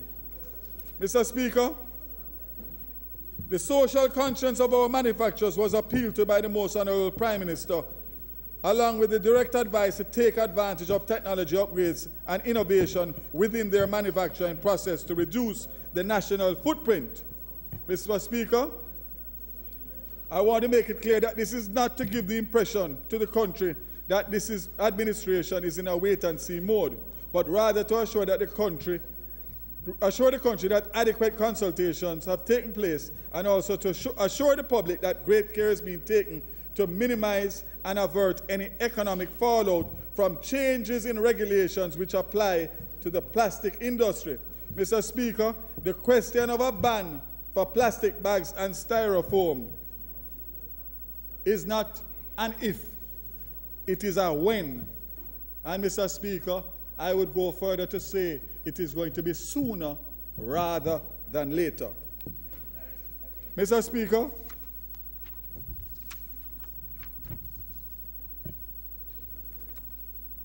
Mr. Speaker, Jamaica, in partnership with the United Nations Development Programme, has completed its third national communication to the United Nations Framework Convention on Climate Change. Mr. Speaker, I hope to bring it before Cabinet soon to seek approval for the submission to the Executive Secretariat of the UNFCCC. Work continues towards strengthening the capacity of climate change focal point network, which is comprised of representatives of over 27 ministries and agencies who are strategically placed to promote climate mainstreaming in their respective organizations. These representatives identify and mobilize resources to increase the technical support offered through the Climate Change Division of the Ministry of Economic Growth and Job Creation. It is clear that the availability of adequate financing options towards progressively increasing mitigation and adoption efforts is also a critical component towards achieving the articulated targets, particularly those of vulnerable small island development states. We continue to receive support through our regional, multilateral, and bilateral partners to support adaptation and mitigation at the local level. From the Green Climate Fund, which is the main financing mechanism, to the UNFCCC and the Paris Agreement, Jamaica has received 2 grants with a total value of $882,000 from the Readiness and Preparatory Support Program. Jamaica is building capacity for the direct access to financing from the Green Climate Fund. 3 national entities have been nominated for GCF accreditation: the Development Bank of Jamaica, JSIF, and the Planning Institute of Jamaica. Funding support of $33,000 has been obtained to support JSIF, while advisory technical support has been provided to DBJ to complete their application. Mr. Speaker, the GOG and NEPA, with support from the World Bank, completed the preparation of the national guidelines on the coastal zone management and beach restoration. During this financial year, the World Bank will be supporting the assessment and economic valuation of coastal protection services provided by mangroves in Jamaica. The Jamaica Disaster Vulnerability Reduction Project, another World Bank funded project, will be enhancing the country's resilience to disaster and climate risk. A special component of the DVRP will result in improved risk identification and a reduction in vulnerability in 8 coastal communities: Port Maria, Alligator Pond, Black River, Savlamar, Morant Bay, Ocho Rios, Mansion Hill, and Portland Cottage. Another regional project now coming on stream is the impact assessment of climate change on sandy shorelines of the Caribbean, being funded by the Korean International Cooperation Agency and implemented by Association of Caribbean States. To support the agricultural sector, we have secured €222,000 from the Technical Center of the Agricultural and Rural Cooperation, ACP EU, for a 22-month project to accelerate the uptake of climate-smart agriculture among our small farmers in Jamaica. Mr. Speaker, I must recognize the Forestry Department, which is celebrating 80 years of service to the country this year. Over the last 8 decades, the agency has carried out its mandate to protect, conserve, and sustainably manage Jamaica's state-owned forest reserves while supporting the establishment and maintenance of forest cover on privately owned land. During the last financial year, the National Forest Management and Conservation Plan was approved by Cabinet and was tabled in Parliament. It is the country's first climate-resilient sector plan action and doubles as a national action plan for the United Nations Forum on Forest. Mr. Speaker, the multi-year action plan will provide a framework over the next 8.5 years for the implementation of key activities, some of which will be implemented with the support received under a €14.9 million budgetary support program from the delegation of the European Union. These activities commenced last month and will include the update of legislation governing Jamaica's forest sector, the verification of the boundaries of the area of the country to be protected, as well as other key forest reserves, and the allocation of €2 million to support alternative livelihood options for forest-dependent communities. The latter program, once successfully executed, will provide employment opportunities and increase capacity for the livelihood of persons in rural communities. Mr. Speaker, once again, we are creating jobs in every sector and empowering Jamaicans. Mr. Speaker, as I come down, we continue to make modest but steady gains in our growth agenda.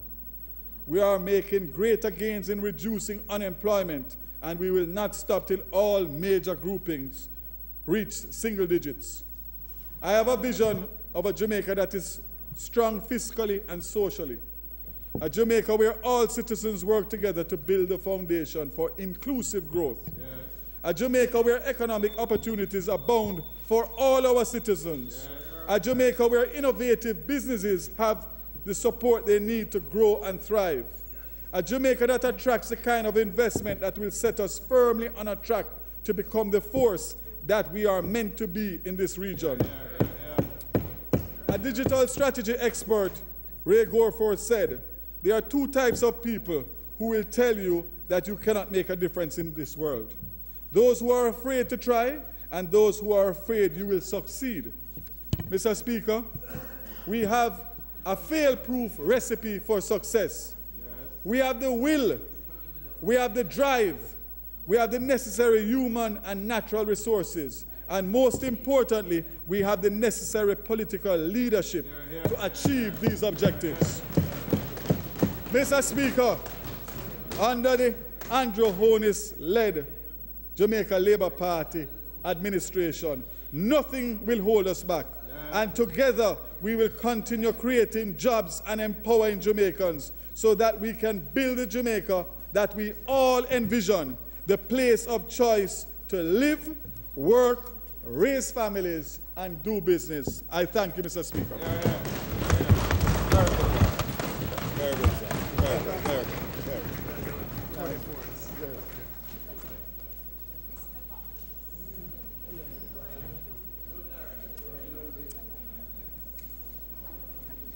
You know, clap. I've never been to the continent. You know, clap.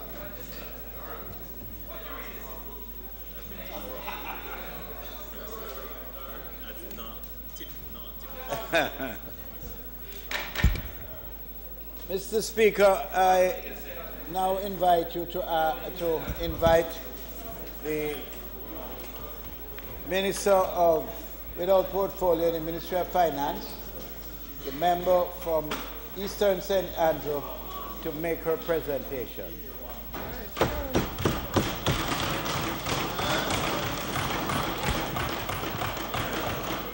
Members in the gallery. Mr. Speaker. You are not permitted to leave the way you're going. Your advisor who came here. If you are going to leave, you leave rota time quietly. You'll be directed by the marshal. At this time, Mrs. Williams will. Thank you, Mr. Speaker. Mr. Speaker, permission to speak from a seat other than my own. Mr. Speaker. Yes, madam, you may proceed. Let me begin by acknowledging our new Finance Minister, the Honorable Dr. Nigel Clark, and to thank Minister Clark, who left me a note before he left, for Minister Shaw, for his steadfastness on the road that we've traveled together. Let me also say thanks to heads and members of staff from the following bodies: the Ministry of Finance and the Public Service, the Bank of Jamaica, Jamaica Customs, Tax Administration Jamaica, the FSC, PIOJ, Statin, Financial Investigation Division, RPD, Student Loan Bureau, BGLC, Petrocarib, and the Accountant General's Office. Thanks to the staff in my office, my advisors, administrative team, office attendants, personal security, and driver. Thanks to the members of my constituency who have supported me over the years. Thanks to my family here in Jamaica and abroad for their continued love and support. Mr. Speaker, my presentation today, among other things, will speak to the advances we have made thus far on the journey from poverty to prosperity.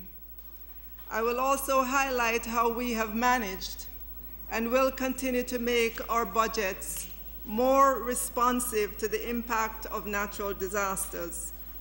Of course, Mr. Speaker, I could not conclude this presentation without making the case as to why this journey towards prosperity is also about sustaining a low inflation environment, much like what happened in the decade of the 1960s.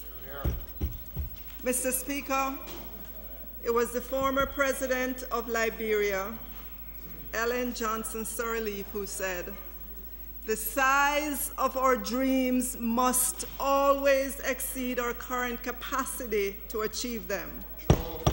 If the size of our dreams does not scare us, they are not big enough." Mr. Speaker, among the many developments happening in St. Andrew Eastern, such as road infrastructure, education, job creation, zinc fence removal and replacement, I continue to champion the cause for opportunities. It is against this background that a major BPO entity with 400,000 square feet of space, when all the phases are completed, will come to St. Andrew Eastern in 2019 with the possibility of employing over 500 persons in phase one. Let me publicly thank Minister Vaz for being at the forefront of this initiative. This project will transform the communities along Mountain View, and they include Backbush, Top Range, Jarrett Lane and Saunders Avenue, Vineyard Town in the other constituency, Nannyvale, Jakes Road. It's going to transform that corridor. Today, I know that all Jamaicans, both here and in the diaspora, have dreams of what Jamaica could be or should be. I want to acknowledge with gratitude my management team, supervisors, workers, counselor caretaker, and persons across the length and breadth of St. Andrew Eastern for entrusting me with their dreams. I want to acknowledge the Prime Minister and other leaders of this great and noble Jamaica Labour Party government for trusting me to help to fulfill the dream of prosperity on behalf of all Jamaicans.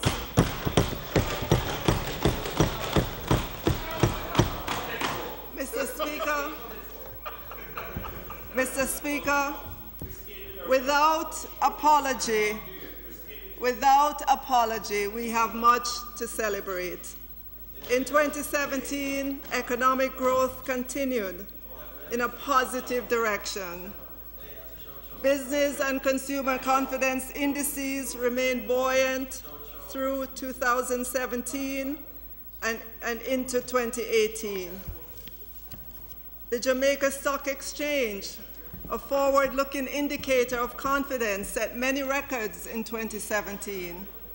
These include the number of companies listed, the number of transactions across markets, the quantum of capital raised, the volume and value traded, and the trend continues in 2018. On the employment front, Jamaica recently reached a new milestone. The average employed labor force grew to 1,206,600 people and marked yet another year of increase. Job growth has been robust. Employment stands at 9.6% as of January 2018 and is at a low we have not seen since 2007. The youth unemployment rate was 23.8% at January 2018, down from 31.2% in the corresponding period a year ago, a 7.5 percentage point reduction in 1 year. Mr. Speaker, more women are finding jobs, and we're seeing a shift of hours worked to 40+ hours and away from lower number of hours. In the private sector, total private sector financing, including corporate bonds, is up, expanded by 19.7% at December 2017 compared with 12% at December 2016. Bank of Jamaica's signal rate has been on the decline. Private remittance is at its highest in 6 years, and similarly, our net international reserves are at approximately $3.1 billion at the end of March 2018. This is the second highest on record, having reached $3.2 billion in December 2015. Mr. Speaker, our 2017. Mr. Speaker, our capital spending, something that matters a lot to Jamaican people because it is what we spend on roads, essential bridges, drainage structures, and general infrastructure, has never been greater. We are projecting to spend approximately $60 billion for this fiscal year, or roughly 3% of our estimated $2 trillion gross domestic product. Hear, hear. You have not seen roads yet. Hello, Minister. Just a start. Mr. Speaker, our debt to GDP is projected to be less than 100% by the end of this fiscal year. This is a reduction of more than 13 percentage points when compared to the 113% ratio recorded at the end of the recently concluded fiscal year. Mr. Speaker, as we continue on this trend, we will be well on our way to achieving a 60% debt to GDP ratio by 2025-26. And there is more, Mr. Speaker. Jamaica received 2 positive ratings during fiscal 2017-2018. The first was on September 25, 2017, when the international rating agency Standard & Poor's affirmed its single B rating for Jamaica and kept a stable outlook. The second was from Fitch Ratings that affirmed Jamaica's long-term foreign and local currency rating at single B and revised the outlook from stable to positive. These ratings confirmed their positive assessment of Jamaica's macroeconomic program and our staunch commitment. They are important milestones on our path to achieving an investment-grade rating. Mr. Speaker, the number of new taxpayers registered for the various tax types for the last fiscal year amounted to approximately 20,000, more than 3 times the annual target. Our strong tax revenue performance is attributable in no small measure to the shift from direct to indirect taxation, with PAYE outperforming the annual target by $1.8 billion despite the increase in the tax threshold. Board management. What a government. Domestic arrears that we inherited, which stood at $21 billion, are now $19.8 billion. And tax refund arrears, which were $17 billion when we came into office, are now $3.5 billion. They are now $3.5 billion. More important, Mr. Speaker, our budget for fiscal year 17-18 was able to respond very quickly in the order of $2.3 billion to the excessive rains and floods that damaged our roads, our gullies, our bridges, and other infrastructure last year. And if you remember, in some areas last year, they got a month's worth of rain in 4 hours. Our budget was able to respond to it. All right. Our budget was also able to respond in record time to mitigate the impact of Executive Order 13808 that would have had a negative impact on our energy sector, but our budget responded in very short order. Mr. Speaker, we were able to do all of that while at the same time completing a massive rebalancing of our tax arrangements, freeing 213,000 working Jamaicans from the burden of income tax while widening the tax net by way of consumption. And let us set the record straight, as unfortunately, there's still erroneous propaganda about how the 1.5 was funded. Mr. Speaker, there was no segregated fund with the fuel tax when we came into government. None. Beat and teach. Mr. Speaker, here are some real facts.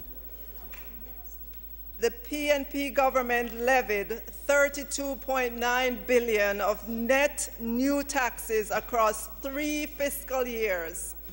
JLP government only did $1.3 billion in net new taxes across 3 fiscal years.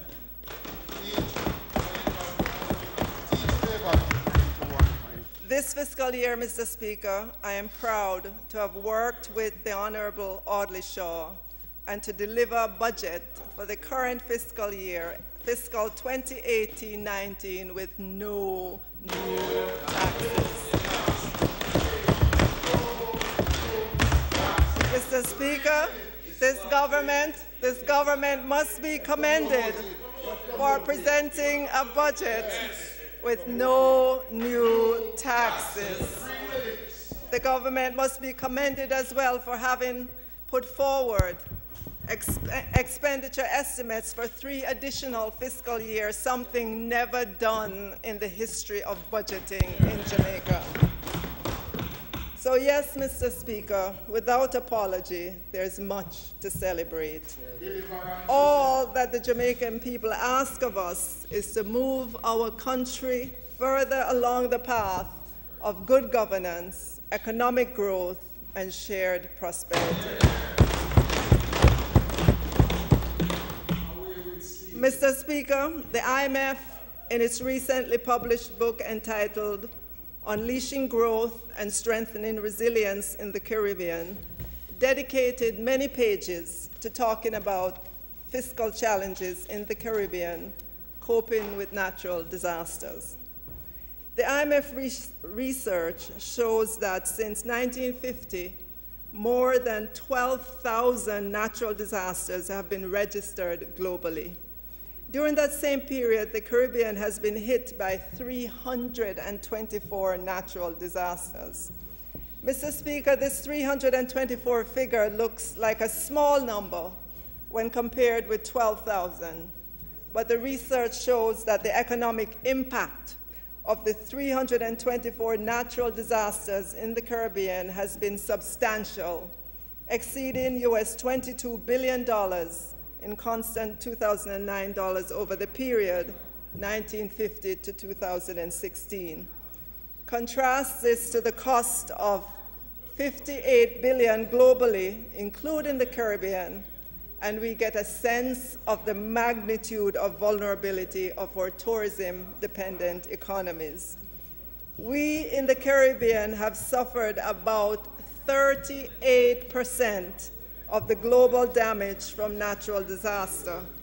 Our little island with about 42.5 million people collectively, compared with approximately 7.5 billion in the rest of the world, have suffered about 38% of the global damage.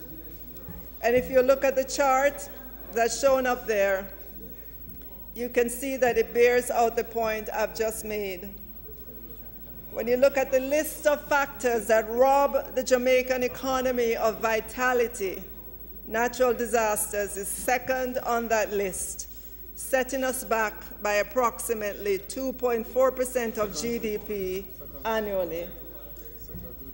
Mr. Speaker, I am pleased to say that we have put in motion and are far along with the analytical work that will guide the eventual establishment of a policy framework for disaster risk financing ahead of a disaster. It will be amply consulted with local and international stakeholders. It will be based on the most recent specialized technical analysis available. In the end, we will have a portfolio, a suite of products for different levels of disaster, and a transparent investment plan to mitigate harm to people and damage to infrastructure. We will continue to maintain a contingency in the budget to deal with high-frequency events, but relatively low levels of damage. But rather than the one product that we now have that only kicks in if there is a real catastrophe, we envision different market-based products with quick disbursement features. We will utilize the market for contingent lines of credit and catastrophic bonds, all within our envelope of affordability. The result of all this, Mr. Speaker, will be deliberate actions based on analysis. While we are well aware that Jamaica cannot escape the risk of natural disasters, we know that we can take action to significantly and efficiently reduce our vulnerability and our exposure to risk within the affordable bounds. I'm pleased to note as well, Mr. Speaker, that international aid and development funding agencies have the strong view that hazard and vulnerability reduction efforts, as well as financial planning before a catastrophe, pay excellent dividends in reducing economic impact. Mr. Speaker, anyone who was at least 18 years old in 1972 would have lived his or her adult life in a very volatile inflation environment in Jamaica.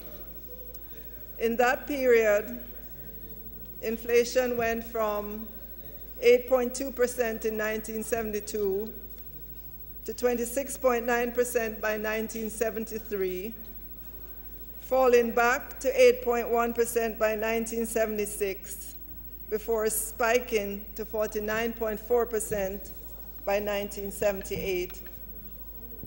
The low of 4.8% by 1981 was followed by another spike to 26.8% by 1984, back again to a temporary low of 8.4% by 1987, only to spike to a high of 80.2% by 1991.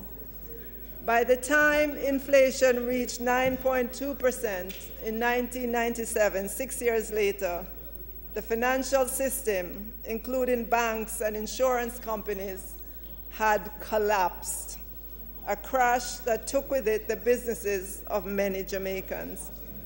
As you can imagine, Mr. Speaker, there's no serious long-term planning and investments that could have happened during the years of such high inflation.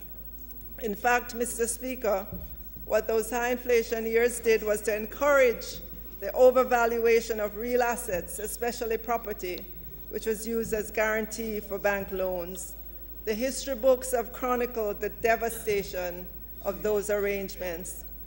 Since 1997, inflation has trended lower, spiking only once to 16.7% in the 2007-2008 at the onset of the global financial crisis. When we think about inflation, Mr. Speaker, we often think in terms of the general increase in the price of goods and services in an economy. And that's a perfectly good way to think about it. But a more personal way that inflation comes home to me, and should to all of us, is that inflation decreases the value of our money over time, and as such will cause residents in the communities in my constituency, those communities like Backbush, Augusttown, and Tavern, to be less able to buy the dinner they want or send their children to school. Because what I've said is true, we should manage and keep inflation low. Hear, hear. Because it is a monster that robs us of the value of our money. Hear, hear. Across many economies, there has been an increasing recognition of the benefits of low and stable inflation, and equally an awareness of the costs of inflation. In the end, many economies, both developed and developing, have concluded that low inflation is a social good. Mr. Speaker, we have never lived in a Jamaica in which we've had the chance to think of low inflation as a social good. We have never lived in a Jamaica in which our central bank has had the explicit responsibility for keeping inflation at a low. We've never lived in a Jamaica in which our central bank would be required to explain why inflation has missed their target, what actions the central bank is taking to bring inflation back to the target, and when this is expected to happen. That, Mr. Speaker, is the Jamaica in which we're headed, where there is price stability as the main goal of monetary policy. A Jamaica in which there is a public announcement of the inflation range, where there is transparency and accountability. We've never lived in a Jamaica in which monetary policy was conducted in that way. Mr. Speaker, except for the 10 years, 1962 to 1972, in which inflation remained consistently low, we've never lived in a Jamaica in which the level of inflation is such that people do not worry about it. That is the Jamaica we are creating now. True. So as we move to change the governance structure of our central bank and strengthen its balance sheet to be able to respond to eventualities that may happen, and make it accountable for the level of inflation in the economy, we can expect dividends. The dividends are that the private sector can anchor its expectations about future inflation around the target. Research has shown that if an independent central bank makes a commitment to keep inflation low, people will tend to have lower inflation expectations. Yes. We know that low inflation expectations make it easier to keep inflation low. It becomes a self-reinforcing cycle, one that we expect to become a part of our experience for a very, very long time. Mr. Speaker, no group would be more appreciative of low inflation than those who rely on pension plans to maintain their livelihood when they retire from a lifetime of hard work. And so this brings me to the issue of private sector pensions. As at June 2017, the Financial Services Commission reported that there were 399 active private pension plans with assets of $520.6 billion, covering a mere 9.4% of the employed labor force, or about 115,000 persons. If we add the government's pension, that would take us up to about 16% of the employed labor force. I'd like to pause here to applaud the tourism minister for championing pension funds for the tourism sector. Since the passage of the Pension Superannuation Funds and Retirement Schemes Act 2004 and the attendant pension superannuation funds and retirement scheme regulations in 2006, Phase 2, also known as the adequacy phase, has been languishing. Mr. Speaker, we've taken it on for this fiscal year to get those amendments passed. These amendments will include portability, a feature that will allow members of an approved superannuation fund or an approved retirement scheme to transfer their benefits to another scheme. So if persons are leaving one job